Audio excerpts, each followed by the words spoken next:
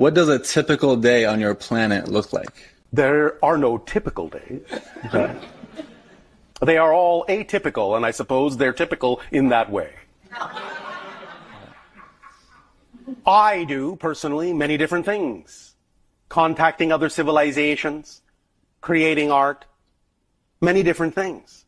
Different beings go about doing different things that excite them and come together when they need to, in perfect synchronicity, when they need to come together, without planning.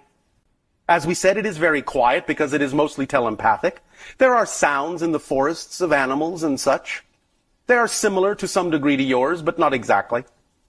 All our animals are symbiotic. There is no predation. Do you understand? What is predation? Predators. Oh, okay. There are no predators. There are only symbiotes on our planet. Nothing in that sense feeds off another to the point of death. You follow? Yeah. All right. We go about doing many different things. There are trainings for those that come into the idea of being first contact specialists like myself. There are field trips to other worlds. There are journeys on spaceships. There are communions with nature in a variety of ways. Gatherings of beings of all types in a variety of ways. Inventing of things and creation of things and games in a variety of ways. There are many things. Are there, like here, there's class systems. There's poor people, there's rich people, there's middle class. No, we don't have that. And so people can just really do what they want to do. Yes, the entire civilization is completely run and organized by synchronicity. People are where they need to be, when they need to be there, with whom they need to be, to learn what they need to learn, to get what they need to get. It works automatically because we all operate that way. You ride the wave. So our civilization, we all ride the wave. It's that simple. And does that mean, too, so if you live about 300 years, if someone passes away, are you not as devastated as we are in humans because you know you're riding the wave and everything is a different Well, thing? yes, and we're also not devastated because we don't lose contact with them. They've just shifted into another state that we can still communicate with. Okay, awesome. And so can you. Essassani are ascended compared to us and don't make mistakes or get impatient. Is that true? And can you explain this difference and why the Pleiadians would send such a message? That is a misinterpretation to some degree. Yes, Pleiadians can make mistakes in the sense that you understand that term, but they don't relate to them as mistakes. They relate to them in the way that we do, as simply new information that can be applied in given situations. They don't have the idea of unrequited love. They do not experience that in that way. Can they be sad? Yes, they can be. But they don't really experience things in the way that that person is describing. That's a little bit of filtering coming through the human persona. But the idea is they are certainly of a higher vibration than many people on your planet. If you want to say they are ascended because they are on a higher frequency, then certainly you can say that. But they are more similar to you than we are. They are, again, your genetic cousins. They are very much like you in many ways, but they are the fourth density version, and therefore are more like what humanity is evolving into as physical beings in a fourth density state. So, no, it's not as pronounced as the way that was described in terms of what they experience emotionally, but they are a little bit more like you. They can experience a little bit more of a range of emotions in that sense. Something that you can relate to more easily. Yet they are still seemingly, from your perspective, more advanced in their emotional qualities. The idea of the YahYel, or in our ancient language, the Shalanaya, which simply means the first ones, will be that they were created last of the 5 hybrid races. And in being created last, in being, in a sense, the newest version to be created, they are more similar to your human beings than we are, and much more similar to your human beings than the first hybrid race is. So in that sense, that is why they will be the first ones you will meet, so as to buffer your experience of extraterrestrial contact with a civilization that has a lot of similarity to you. So it will not be too alien for you to assimilate the idea of interacting with them. In time, you will meet the other hybrid races. We, again, in the balanced position, in the center point, being the third hybrid race created, will be the third race that you will encounter of the hybrids. Arcturians are not a physical species in the way you understand that. They're higher dimensional forms of consciousness. They are participating in the transformation of your world in a very specific way. They create what we have termed loosely as the Arcturus gate. The Arcturus gate is a particular vibrational frequency that is taken on by many of the new beings being born on your planet for the past few decades. That frequency allows them to maintain a stronger connection to their indestructible core, and they don't forget as much of who they are in coming into the physical incarnation on your planet. They have, because of that frequency connection to the Arcturus gate, more of a strong guidance system that even should there be a lot of things that could distract them from side to side in terms of the belief systems of Earth, they don't go quite as far with that. They maintain a more even keel going through their lives because they do not forget as much of who they are. Where did the praying mantis originate? Their progenitors, which are not what they are, but that which gave them form, emerged from what you would recognize as, in your language, the black hole at the center of your galaxy. From where before that, in space and time, there is not language to translate, but of a dimension you do not understand except in your deepest, darkest dreams, not meaning that in a negative way. There is a substance of consciousness and intention in that reality that is the knife edge of intention itself, the precision of focus beyond what you can imagine in human terms, a single-mindedness of existence beyond anything that your multi-dimensional, multi-purpose, multi-expressive human consciousness would ever deem to be something that could exist and still allow there to be intelligence behind it. Yet it is a burning intelligence, a burning focus of consciousness, a dimension unto itself that gave birth to several kinds of forms, one form of which, emerging through these gateways you call black holes, formed the progenitors for what you now know as the founders, which are different than the progenitors, but based on silicon as a life form. The idea is that there was a naturally evolved hominid being that existed on your planet as part of its natural evolution, and genetically it was altered by an extraterrestrial race to become what you now understand yourself to be as Homo sapien. Can you tell me what that extraterrestrial race was? Well, you refer to them as the Anunnaki. But the idea is that the way things happened back then was ultimately found out by the majority of the Anunnaki, and the Anunnaki contingent that was on your planet who was doing those genetic alterations was recalled because it was understood that much of what they were doing was not within the integrity of the Anunnaki people. And so you were left to your own devices with some guidance now and then, in a sense to attempt to course correct the idea of what that contingent has done and allow you to grow and evolve as a species in balance. Of course, it's been what you would call a little bit of a rocky road.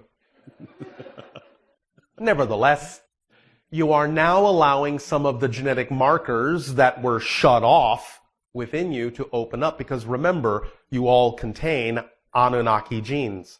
And now you're beginning to open those markers for a variety of reasons, and now beginning to reclaim more of your true birthright and functioning more like the Anunnaki. Are there any Anunnaki either here physically on Earth or communicating telepathically with anyone here? Not in their original form contemporarily, unless you are referring to the Greys as the devolved result of a certain branch of Anunnaki. A faction of the Anunnaki set up shop, if you will, on a planet, and ultimately created catastrophes in their world that ultimately resulted in the devolution of themselves into the form you now understand as the Grey. Right, I actually knew that. Okay. So in that sense, they are still, to some degree, Anunnaki, though they now require the idea of the genetic material that they utilize to create the human body to begin with to reinforce their own race and create the hybrid species so that they can incarnationally continue. So in that sense, I suppose if you want to simply talk about it incarnationally, you and we together are also offshoots of Anunnaki. Yes, exactly. At least to some degree genetically. Are there any ones from what we would perceive from our past that are here now that have From time to time they do peer in, yes. From time to time they have participated in certain things, yes. It is not that common. From time to time this has been done, yes. It is not that common. Okay. And when some of what individuals have called the large Nordics are to some degree representative of some of the ancient Anunnakis. The story of my people began in a parallel reality on an alternate version of Earth. The humans on that Earth were technologically far in advance of the humans in your civilization. However, they became focused on technology and intellect. Over generations, they lost connection to their humanity. They lost the ability to feel. They even lost the ability to reproduce. They engineered love out of their lives. They accomplished great technological and intellectual feats at the expense of their emotions, their physical bodies, and their spiritual qualities, which they considered to be inferior. But in doing so, they slowly destroyed their environment. In a last desperate attempt to perpetuate their species, they moved underground and began to clone themselves, but discovered that their DNA was no longer viable. When the attempt to clone themselves failed, they genetically mutated themselves into the beings you know as the Greys in an attempt to adapt to their dying planet. However, they realized that the only solution would be to find a viable source of human DNA and introduce it back into their genetic makeup. They used their advanced technology to shift into parallel realities, such as your own, where they knew that humans must still exist. But without emotions, they had no understanding of the fearful impact they would have as they abducted your people and extracted DNA in order to create our hybrid civilizations, which took centuries to complete. We were designed to bring emotionality and spirituality, vitality and balance back into the Grey civilization, to reconnect more fully with creation so their culture would never die out. Okay, and could you clarify the differences between the Greys that you're referring to and the Zeta Reticuli? As we have mentioned from time to time, there are many factions of Greys. And the reason for this primarily is that when we talked about the idea of Greys coming from a parallel version of Earth and other parallel realities, you must understand that there are a multitude of Greys from different parallel realities that come through to different versions of Earth. So you have a mix of Greys, in a sense, that come from different origin points, all interacting to some degree in what you consider to be your reality. So the Greys that are connected to Zeta Reticuli are not exactly the same Greys that are involved primarily in our creation, in the idea of the hybridization agenda. So it gets a little bit confusing because some can cross over from one agenda to another from time to time. But there are many factions of Greys that come from many different parallel realities, all coexisting simultaneously in what you consider to be your timeline. In your exploration of the universe, when you come across negative ETs, How do you deal with them? We mostly leave them alone. Because again, we can observe, but they do not match our frequency. So there's no effect upon us to witness them, to observe them. But the idea is that we recognize they may be at a certain stage in their journey, in their evolution. And most of the ones in that sense that truly are expressing negativity in that way, the way you're asking it, aren't really out here among the stars. They're usually relatively either planet-bound or solar system-bound. They don't usually reach too much farther. This is kind of one of the reasons for the intelligence of the space between the stars. It's almost the same kind of idea that you do when you quarantine people so that the disease cannot spread. So the fact that the stars to you are so far apart, unless you finally understand exactly how to span that gulf in an efficient way as we have and other civilizations have, you usually remain relatively bound to your own solar system and cannot spread the negative infection, so to speak. So the idea of your science fiction, where the negative beings can create a negative empire and go around and conquer a bunch of planets, usually can only happen within a very small amount of space, relatively speaking. They can reach other planets perhaps and do things like that, but it's a relatively limited experience within the universe that we have found, because they just can't get much farther.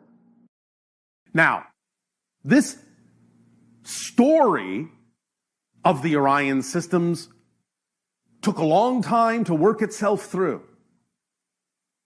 There were resistances, what you would call underground movements, in the Orion systems, fighting against the suppression, fighting against the oppression, fighting against the negativity. The translation of those resistance fighters in your language would be the Black League.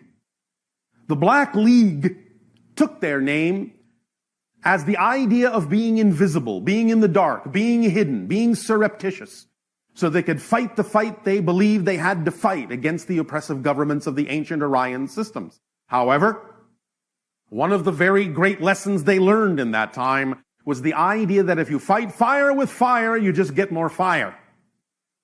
And the idea of using the same violent tactics against the government that the government was using against them did not really work out very well for that resistance movement, and it created an increase in the suppression and an increase in the negativity, and thus they learned that there must be another way. And in learning that there must be another way, they began to approach the idea of the negativity with positive energy, positive vibrations, and over time slowly transform the Orion systems from darkness into light, from negative into positive.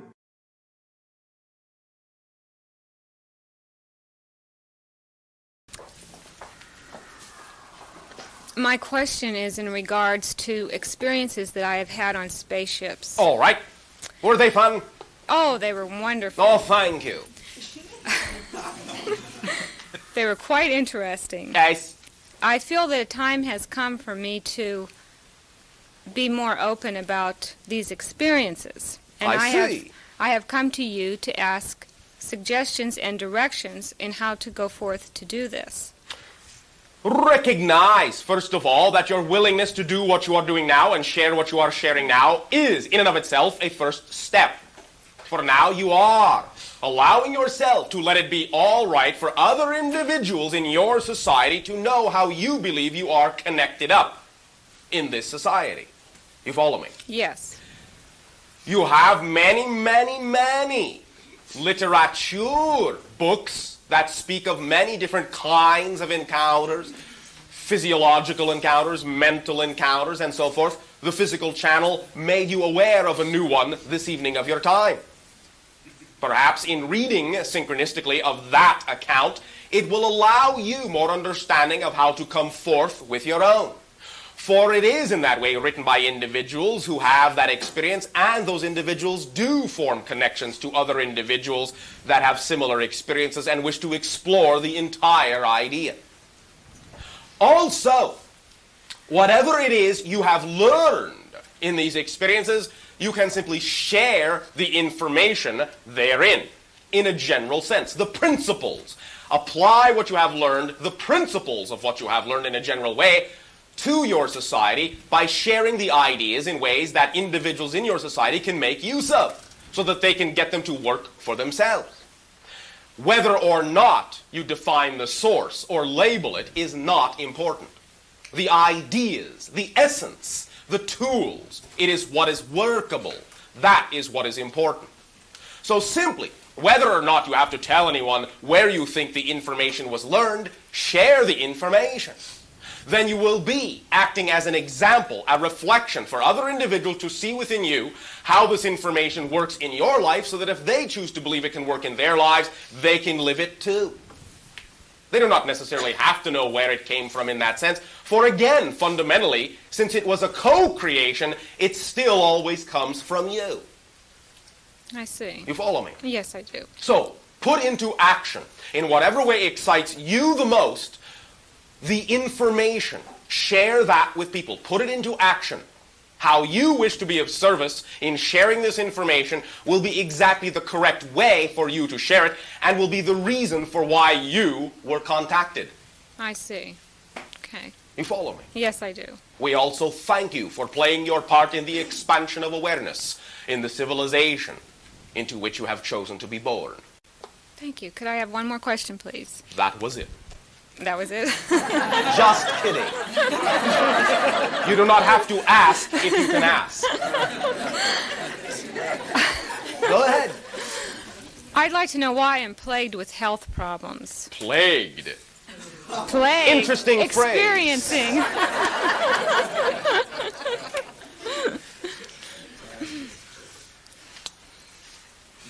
One idea is very strongly connected to what you might call some past life scenarios wherein you had an inherent weakness belief. You have carried that inherent weakness belief into this life to some degree. One of the main reasons was to allow you to focus on the mental attributes that have now brought you to where you are and given you the ability to form the communications you have formed. You no longer need that as a tool, for the communications have been fulfilled in that sense. They are now ongoing. You are doing what you need to do in that sense. You are on track, and therefore you can allow yourself to realize that you can be sound of mind and body simultaneously. And one of the ways to realize that most succinctly and most quickly is to recognize that your mind and your body truly, not really, are separate things. I see. Now, let me share with you one idea we have shared with many of you of late. Whether or not this makes mechanical sense to your outer aware consciousness, this will sink in on one level, and you may find that in your dream realities or the way your life plays itself out, you will realize a more profound, deeper understanding of what we are about to say than it may appear on the surface at this time. Listen. Are you listening? Yes, I am. Thank you. Consciousness does not exist in the body. The body exists within your consciousness. Do you understand the difference? Yes. Then learn to feel the difference. Learn to allow the understanding of that difference to be absolutely real for you. For if your body exists within your consciousness, then your body is only the product of the ideas and the beliefs at any given moment that you are creating your consciousness to be. Ask yourself, how does having the idea of imbalanced health serve you? If it no longer serves you, then recognize the only reason you may be holding on to it is because of habit. Because of the way you have been taught to think. Now that you have formed the connections that you have formed, one of the reasons for those connections is to allow you to know that you are the creator of your reality, and that your physical experience is the product of what you believe to be true. And if you have a physical experience that you no longer need, then the only way that physical experience can continue is if the beliefs continue. If the beliefs continue, it is usually only the product that you are used to those beliefs being the only beliefs you are familiar with. Redefine the belief.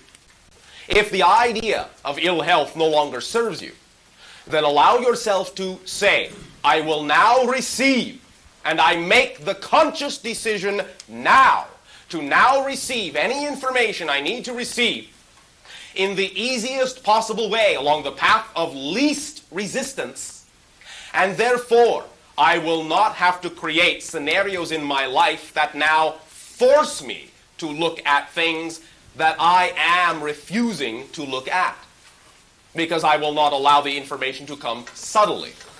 When you do not allow the information that comes to you to come subtly, then your body and your consciousness will do whatever it has to do to get you to pay attention to the area, the aspect, and the fragment of yourself that you have created the message to come from. Many times this will take the manifestation of dis-ease, because then you are absolutely, beyond a shadow of a doubt, focused on the idea that you are living at that moment. You are paying attention to the totality of yourself.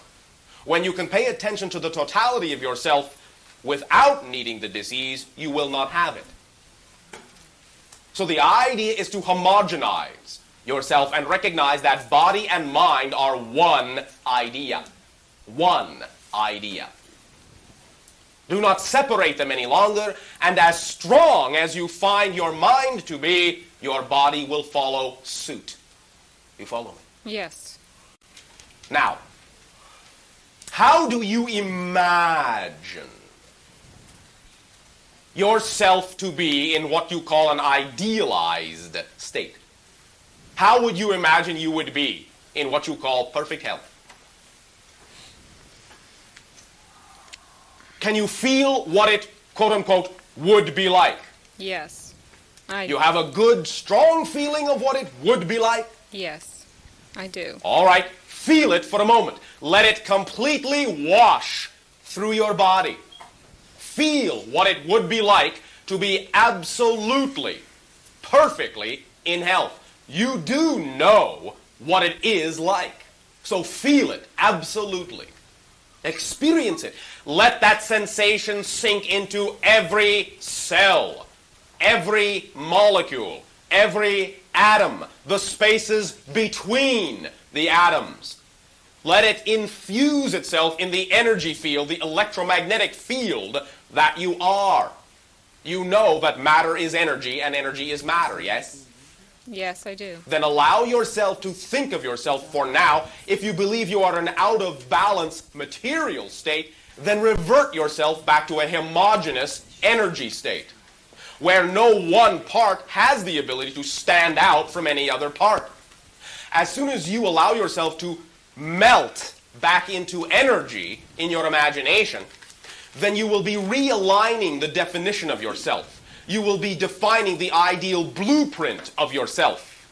And then as you allow your body to recrystallize from that energy state, allow it to recrystallize more along the pattern of what you are now holding to be the idea of what it feels like to be in perfect health. In other words, in your imagination, imagine yourself to become the homogeneous blue-white electromagnetic energy that your material is created from. In your imagination, float in that state. Be that state. See yourself as the blue-white sphere of transparent energy. Then, in that state, impose upon that energy the vibration of what you know it feels like to be in perfect health. Then let your body recrystallize along the new template that you have imposed upon the energy that you are. And bit by bit, as many times as you need to do it, but absolutely definitely bit by bit, you will then reconstruct yourself according to that idea that you know represents your idealized state. You follow me? Yes. Enjoy. Thank you. This is one of the ideas that we will also be taking many of you through within the workshop that has been announced. The idea of what you call this workshop will be, as you name it, a self-empowerment workshop. And will focus on 4 primary aspects. all geared in building your own understanding of self and empowerment. One will be bodily alignment.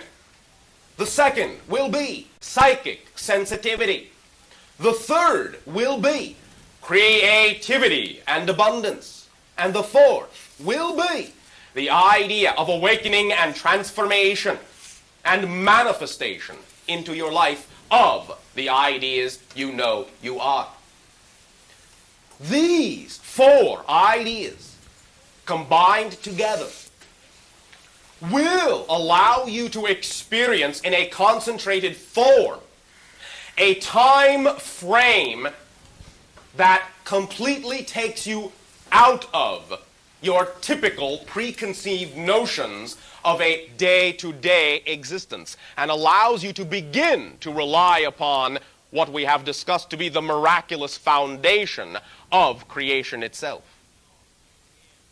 So these ideas we will assist you with, go through you with, in terms you call technique and exercise, and it will be in a highly concentrated form. But we guarantee that your own imagination always has the ability to give you what you need if you are willing to rely upon it. And at the same time, when you are willing to let yourself transform in these ways, changes will occur in your life at whatever rate you are comfortable in allowing them to change. We thank you. Thank you. Enjoy the meditation.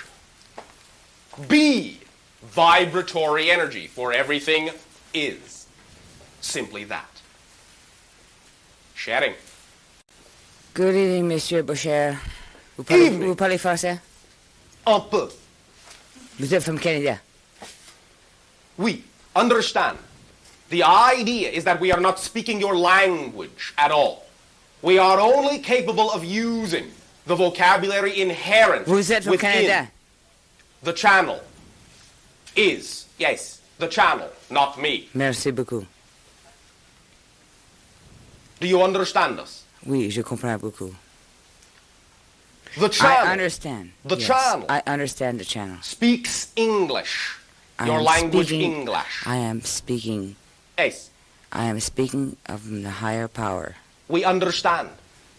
Okay. But you also have definitions that you have been taught. Yes, I have been taught. Now I am speaking to you. Yes. On one-on-one. Yes. I'm asking a question. Ask. All right. I'm going to a new venture. Yes. Promotional advertising and product placement in entertainment industry. Yes. That's it. Yes. I'm asking. That's it. What is my venture going to end up with? Or what are my... Are you frightened? Yes. Why? I don't know. That's why I'm asking. You are frightened because you do not know that you have the ability to create the reality you desire. Yes. But recognize that you do. And that therefore, anything at all that excites you the most is what you will be most successful at if you put 100% of your trust into it. You see, excitement is your sign. Excitement is the energy of creation. And therefore, when you discover something that excites you the most, that is your sign that that is the thing in life you actually can be most successful at. All you need to do is trust it and act upon it and follow the excitement at any given moment. Follow where the excitement goes. And you will always be completely successful and abundant. Excitement is the physical translation of the connection to infinite creation. So if it excites you, do it and you will be successful. If you find at any given time within any venture that a certain aspect of it no longer excites you, then discover where the excitement does lie. Follow it. And even though it may not seem on the surface to be connected to what you think it should connect to, It is the excitement within that scenario that lets you know ultimately it is connected. Maybe not in the way you have been taught to think, maybe in an unexpected route. But if you always follow with 100% faith and trust and unconditional love, whatever it is that excites you the most, all things that excite you will be able to be accomplished in your life, because excitement is a thread that leads through everything you need to do to fully live the life you have chosen to live. Ça ne fait rien. Shooting. Good evening, Bashar. Good evening. I've been coming to see you for several months now, and I haven't spoken before this because I'm terrified of speaking in front of groups. All right. You are not alone in your society. Did you know something? What? That particular fear is the #1 fear in your society. I would believe it. So, you are in marvelous company. In fact, I've created it so well that I thought if I do not get up here and get through this, then I'm never going to get through this fear. So I'm here. Oh, thank you very much. Thank you for allowing us, all of us, to be what reflects your own trust in yourself to you. We thank you for showering us with such a beautiful gift as your willingness to share. For the fear you have, and the fear that any of you would have about the idea of speaking with other individuals or in front of other individuals, is only the fear that what you have to say is not worthwhile. But you are a unique facet of infinite creation, and therefore, because you exist, everything you have to say is just as much an equal gift as anything anyone has to say. So we thank you for showering us with the gift that you are. Thank you. And if it wasn't for the boldness and the courage of so many other people that have gotten up here and done this, then I wouldn't have been able to listen to all the wonderful tapes that I've listened to over the last few months and caught up on your last year and learned so much from all of you, and I just want to thank you very much. We thank you, and allow us to remind you of one thing. The you used to be, you no longer are. Thank you. Enjoy.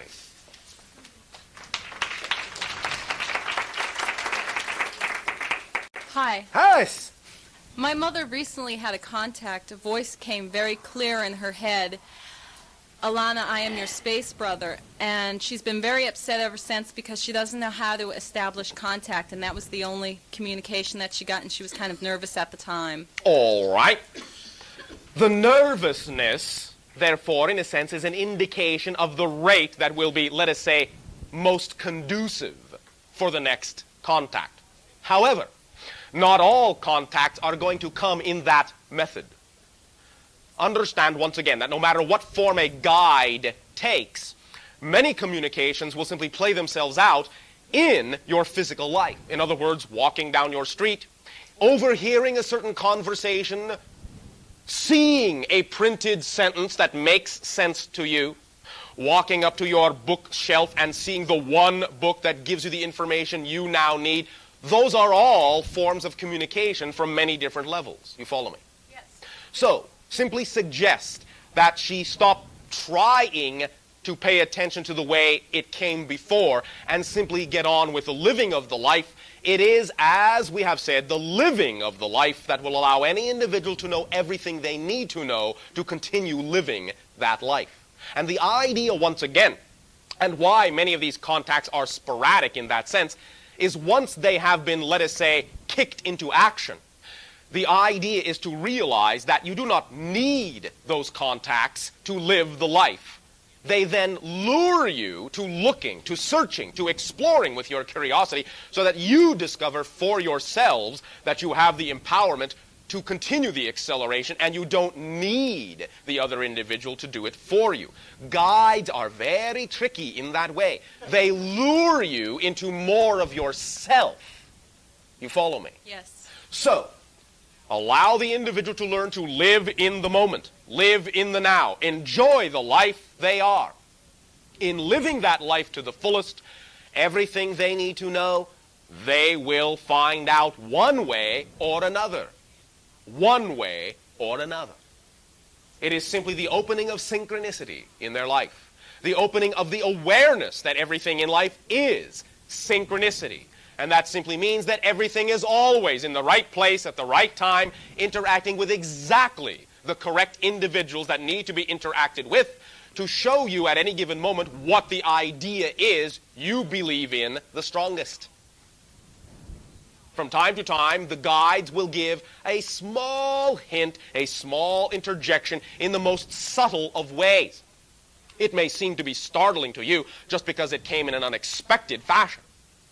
But allow yourself to recognize that the momentum has been set off, and that if that individual simply allows their life to unfold and lives it, that the momentum will carry them unerringly to the places they need to go.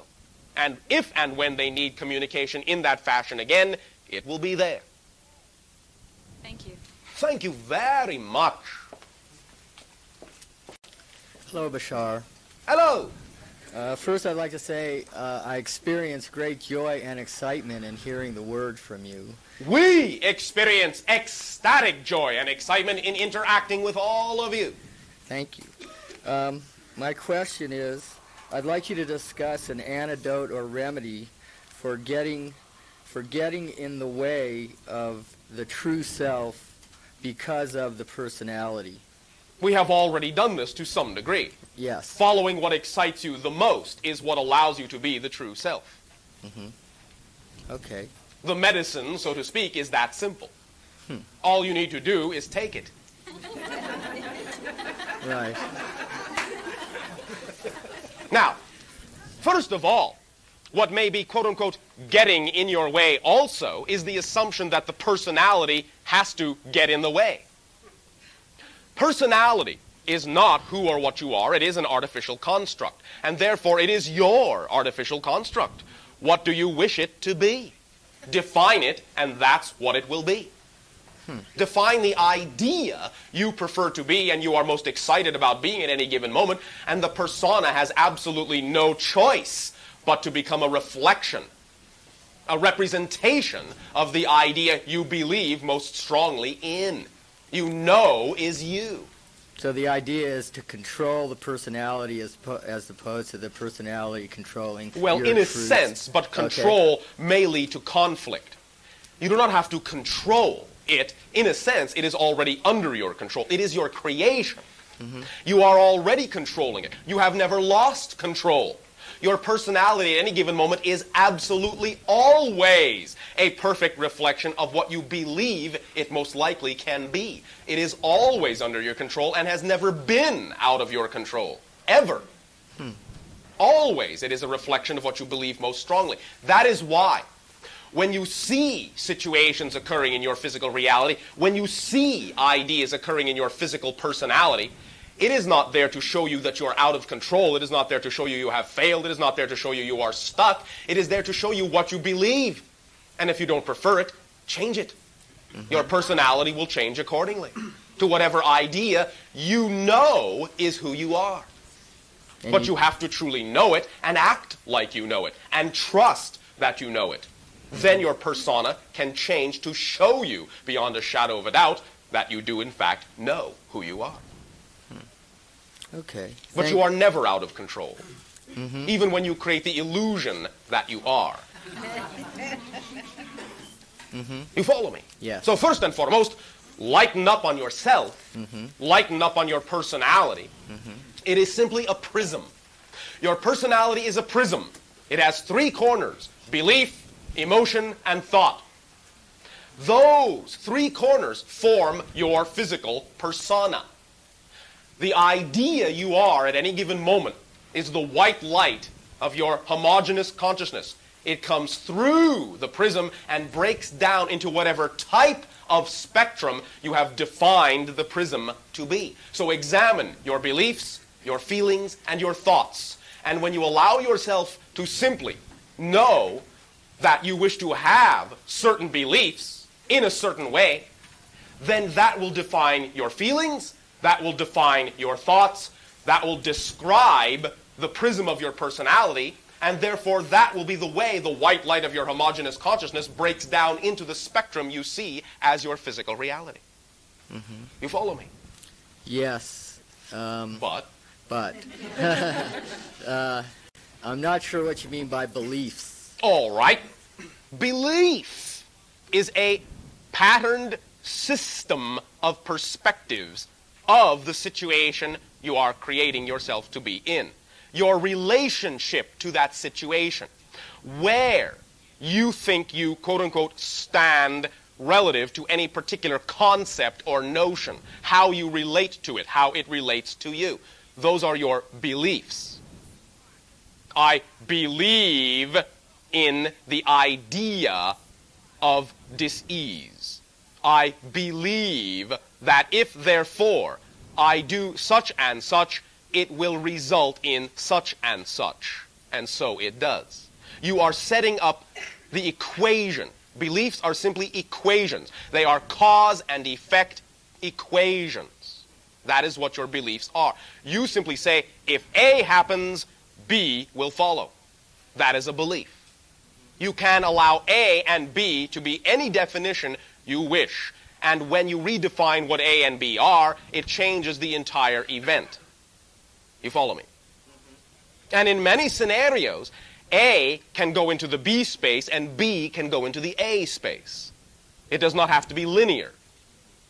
Cause and effect are single event, and one does not necessarily have to come first. If you create a strong enough effect, nature, not allowing there to be a vacuum in creation, will supply the cause to support the effect you have created.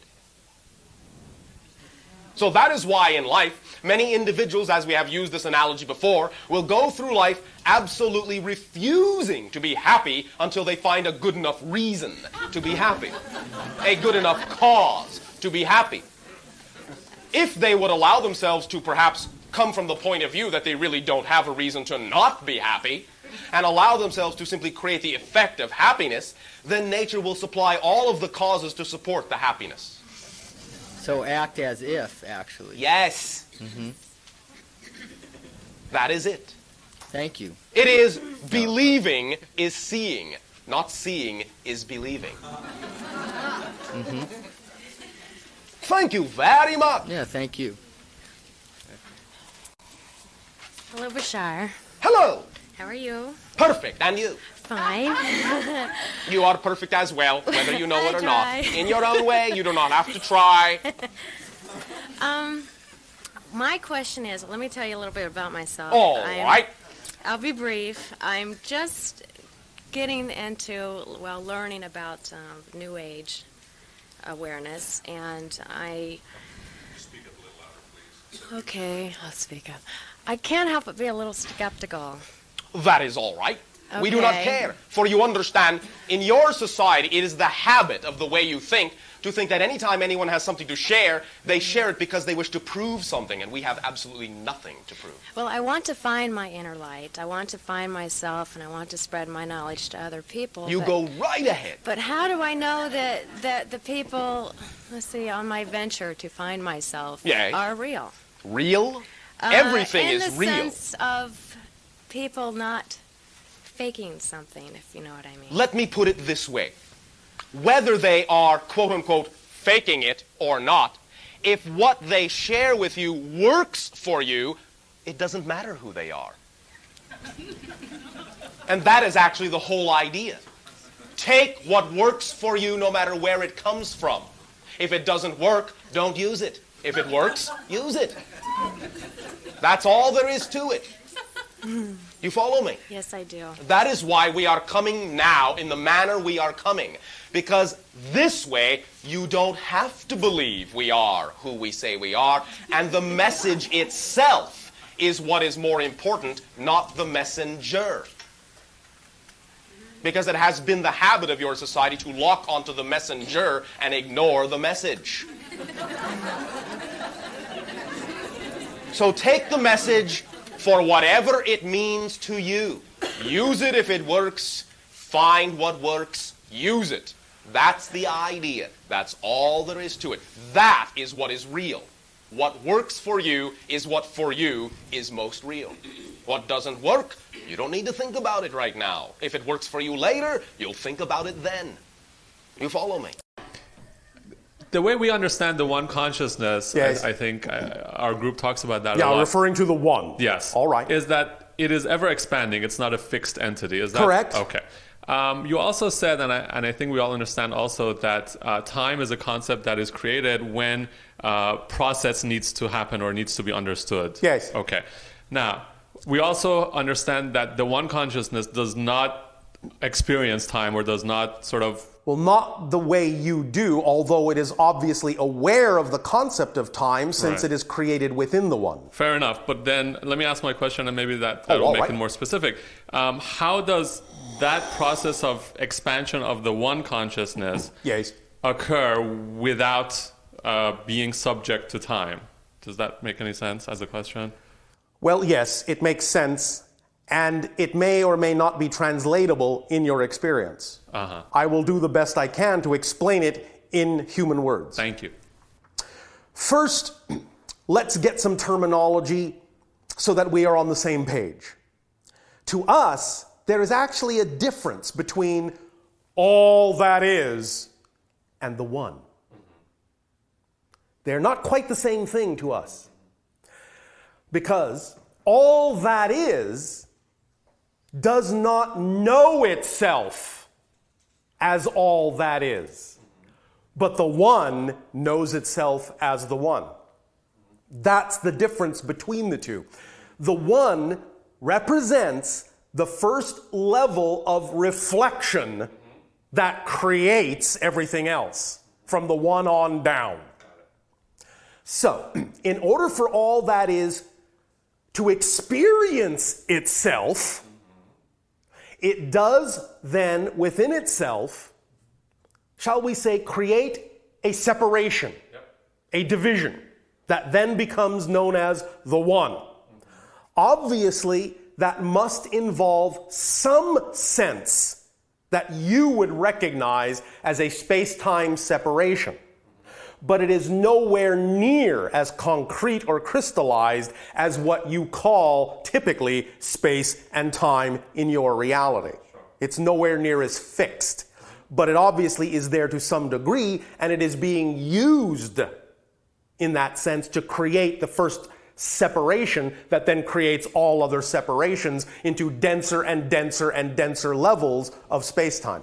So yes, the template is even on that level, but it is on that level in its purest, simplest form, only creating a single division that still is experienced by the one as a now eternal moment, but is experienced by the one as the one, whereas all that is has no such experience at all. Does that make sense? Very much.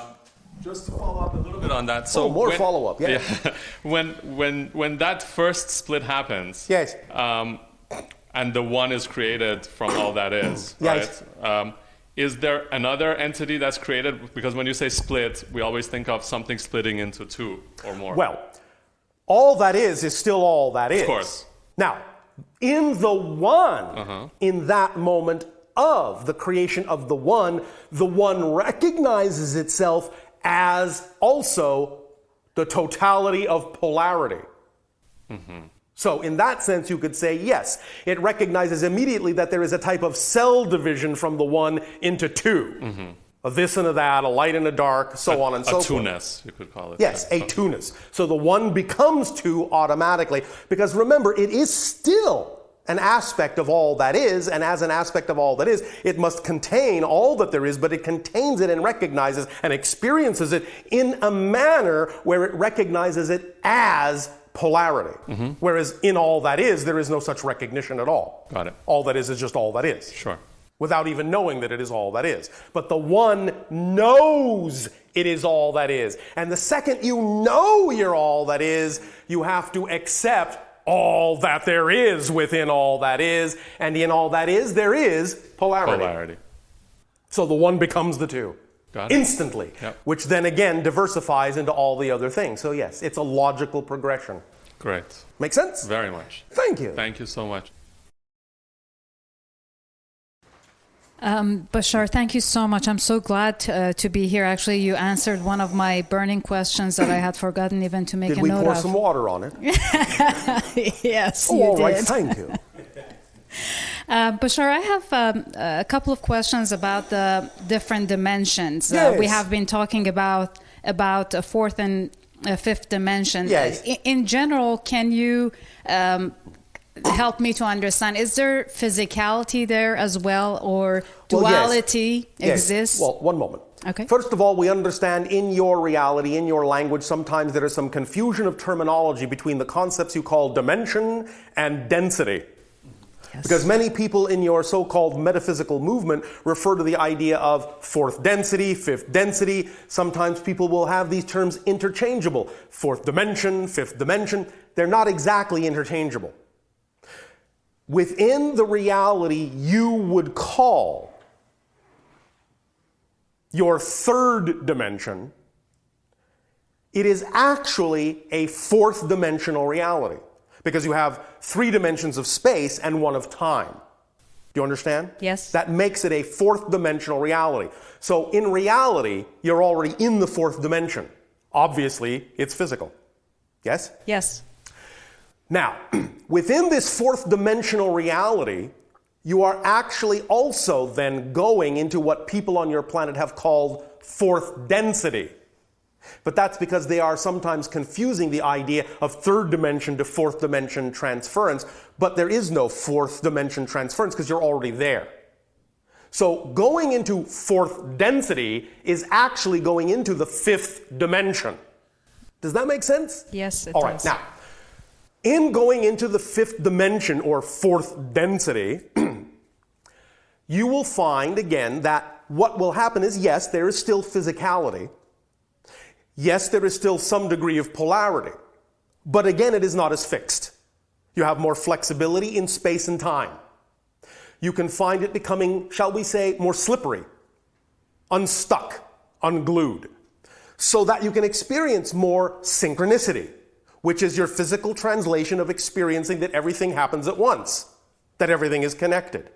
So a symptom, shall we say, a symbol, a marker of transferring from the fourth dimension to the fifth dimension, or from, if you wish, third density to fourth density, however you wish to frame it, same thing, is to relax the idea of that structure we talked about before that has been imposed upon your consciousness, and let it be a little bit looser so that you experience more of the now, and thus relax the concept of space and time so that you can become more slippery in space, more slippery in time, and find your consciousness moving around in space and time a little bit more fluidly. For example, here is an illustration of how such things can happen beyond the idea of experiencing more synchronicity.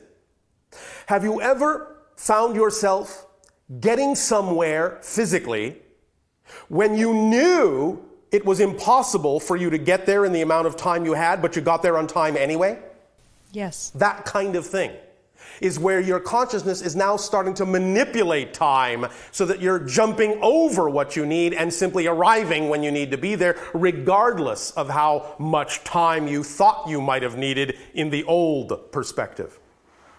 Does that make sense? Yes. So it's those kinds of things that tell you that you are uplifting your frequency, uplifting your vibration, expanding your consciousness, becoming more aware of the fact that you live in the now. Because in the now, by definition, all things exist.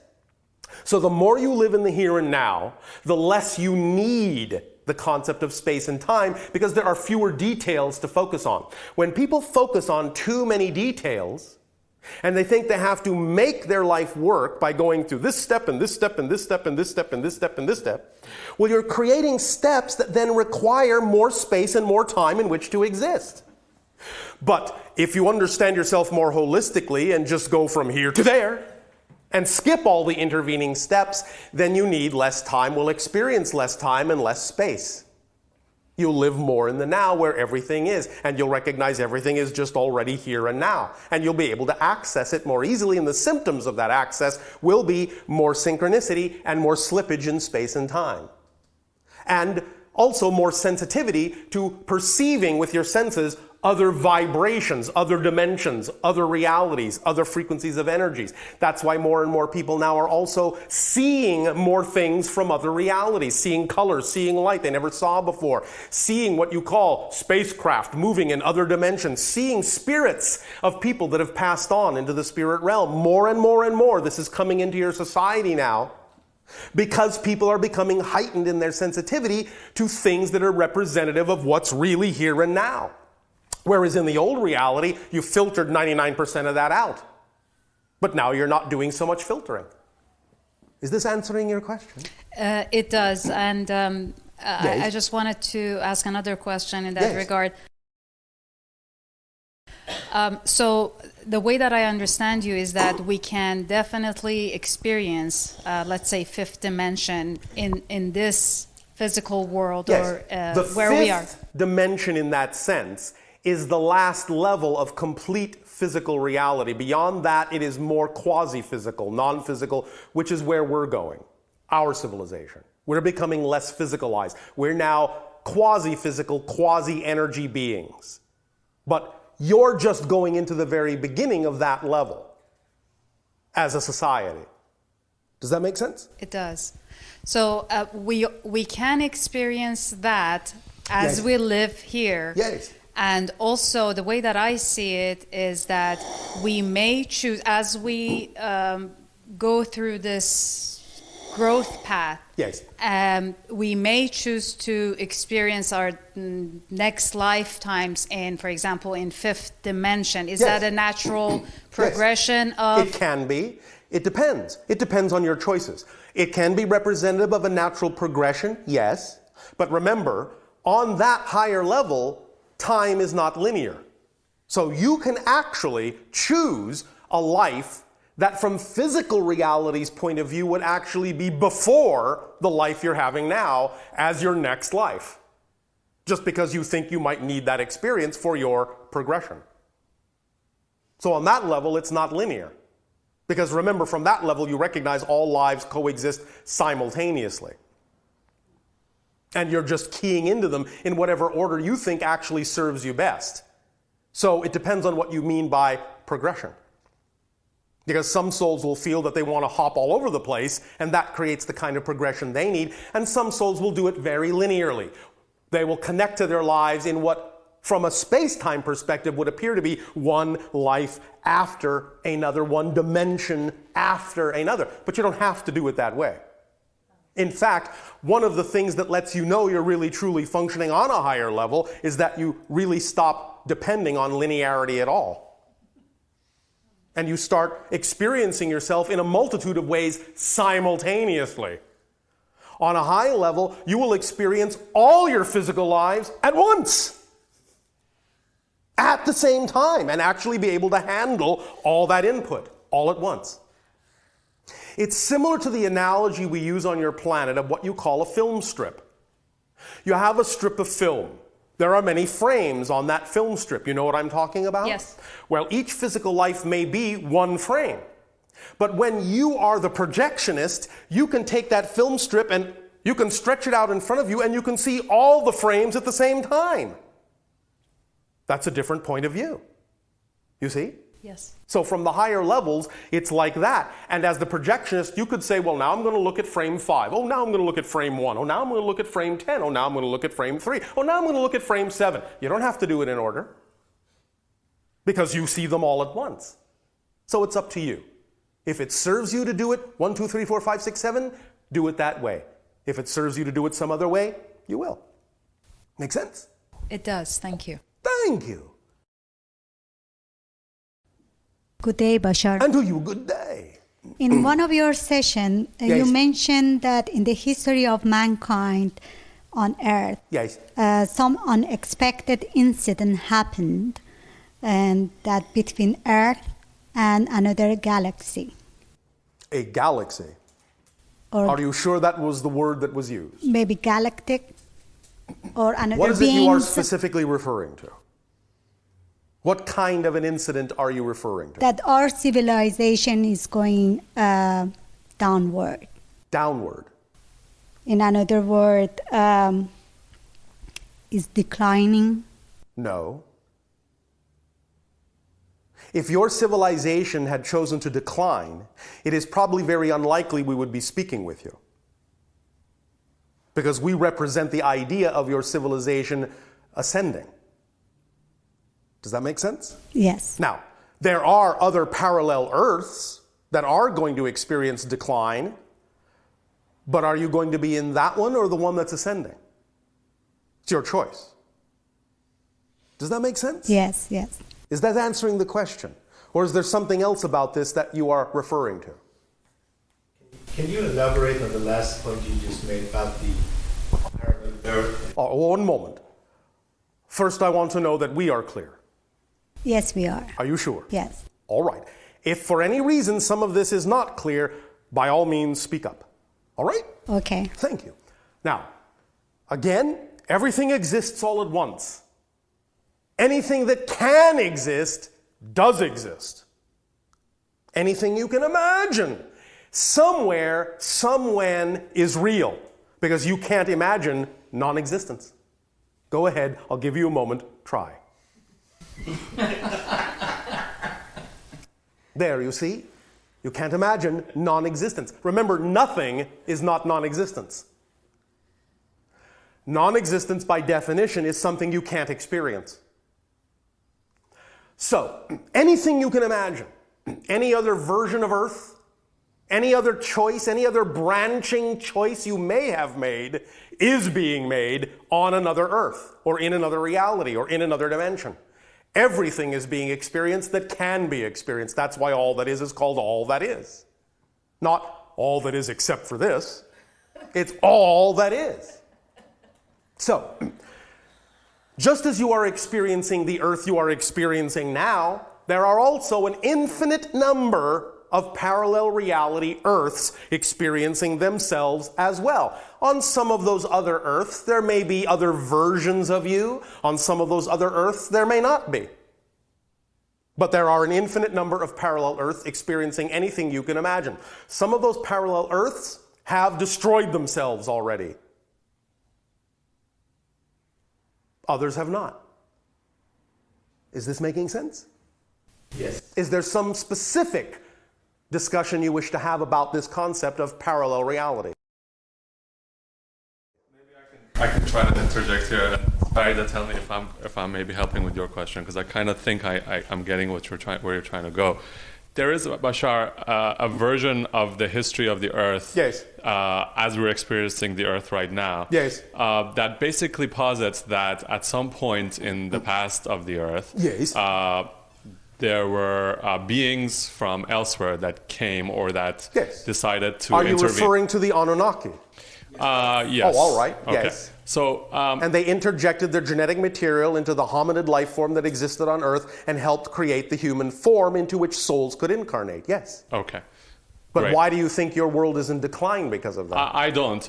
My question was going to be more yes. in the terms as follows. Yes. Is that intervention, in fact, something that has had, shall we say, negative effect on the Earth since that time on? In other words, it is an interaction that has had an effect that is positive or negative depending upon how it is used and viewed. Okay, let me ask that differently then. I understand what you're saying.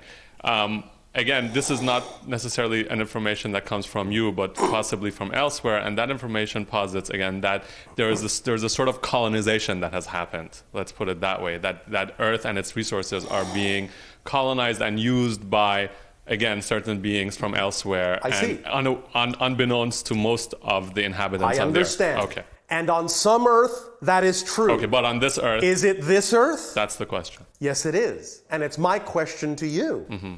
Is it the Earth you're on? Do you subscribe to that reality? Mm-hmm. Yes? No? Got it. I don't know yet. You don't know. All right. You're allowed to live on an Earth where you don't know. Thank you. So, when you make up your mind, that will be the Earth you live on. Great. Because that's how you change. Anything, any thought, now listen. Please take me quite literally. All right? Mm-hmm. Quite literally. Yes. This is not symbolic. This is literal. Every single thought you have changes your entire reality. What earth are you on now? What earth are you on now? What earth are you on now? What earth are you on now? You have actually just passed through a large number of parallel reality Earths in the last 5 seconds. Mm-hmm. Every thought you have means you're in a different reality. The only reason it seems like the same Earth is because a level of your consciousness agrees to experience it with each other that way. But not only are you experiencing a variety of Earths together, you're experiencing a variety of Earths separately that you have to agree you're experiencing together.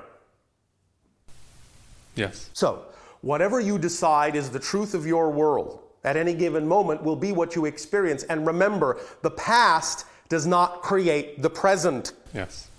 The past is the result of what you decide the present to be. Make sense?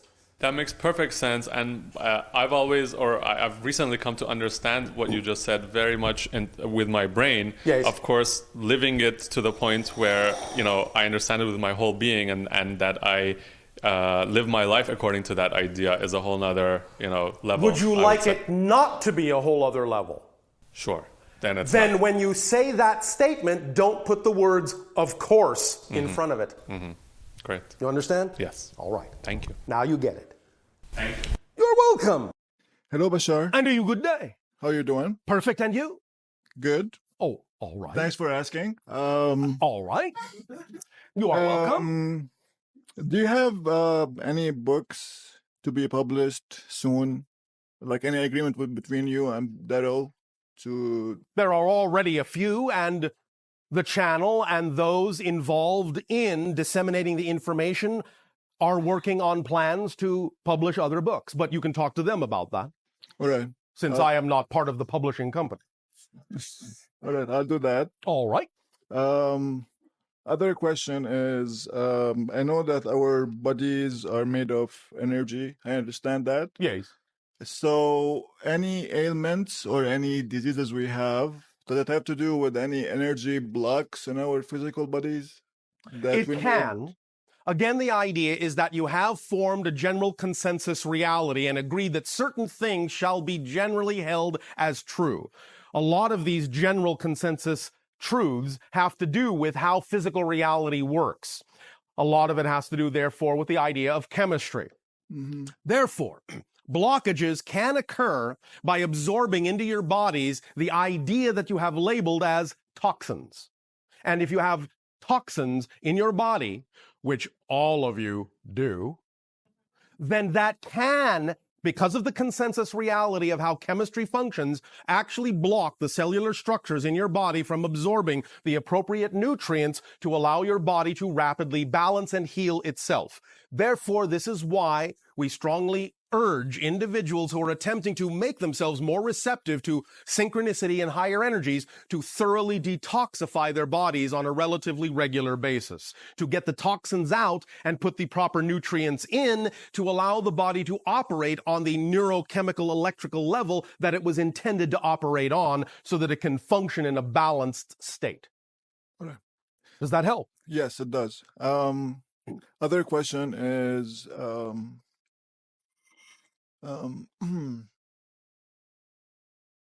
it has to do with, you were talking in your book about the properties of an object. Yes. And by changing them, you could change the object itself. Yes. And you could do time travel and everything. Yes. So can we, as third-dimensional beings, become the frequencies of the places we want to go to and visit?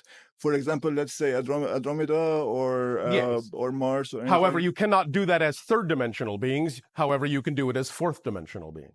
All right. Remember that you actually exist in the fourth dimension. We know that a lot of terminology on your planet gets confused on this issue. Third density, fourth density, third dimension, fourth dimension. Physically speaking, mechanically speaking, mathematically speaking, you're actually in 4 dimensions. 3 of space, 1 of time.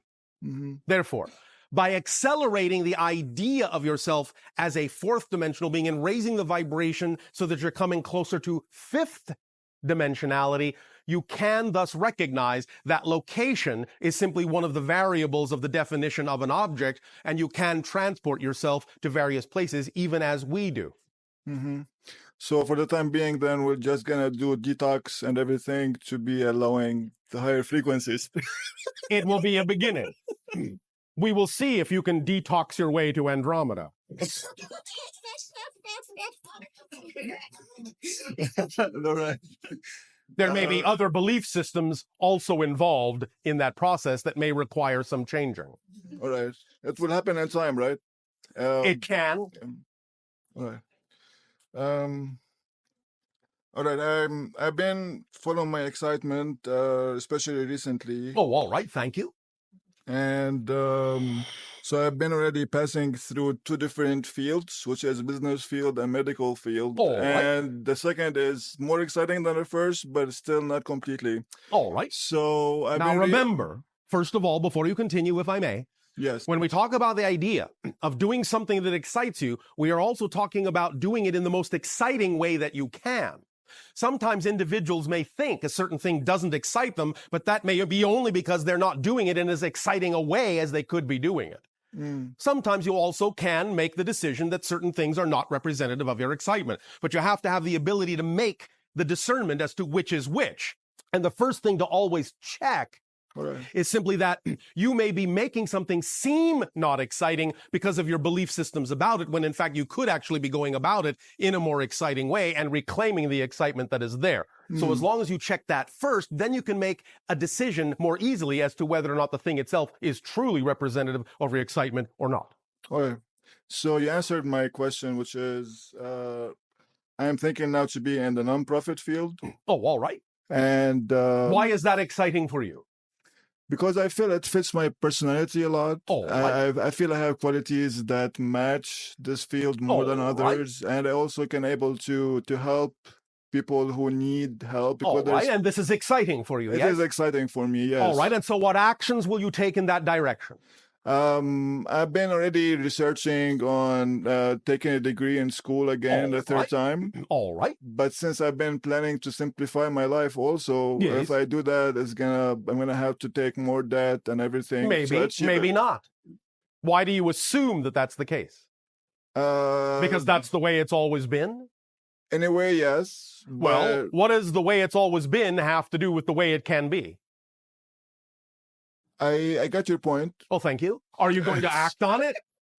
I am going to act on it. But do you have any comment or advice or guidance towards how I'm going to act on it? Well, I sort of just gave you some.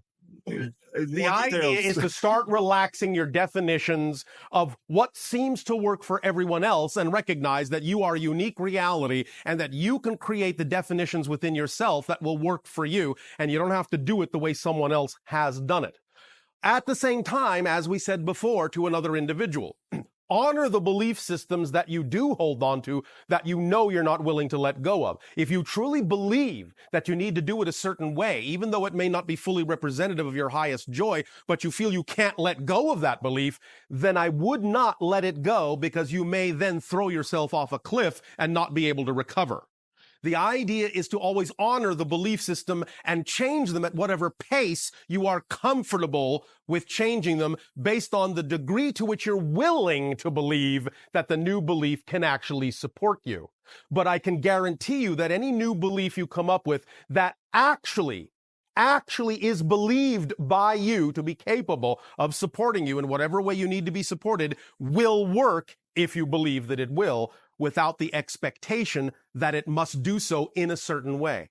Again, we will be discussing this in more detail tomorrow when we discuss the idea of the relationship between physical mind and higher mind and how they can work more smoothly together. All right. All right. Thank you very much, Bashar. Thank you. Thank you.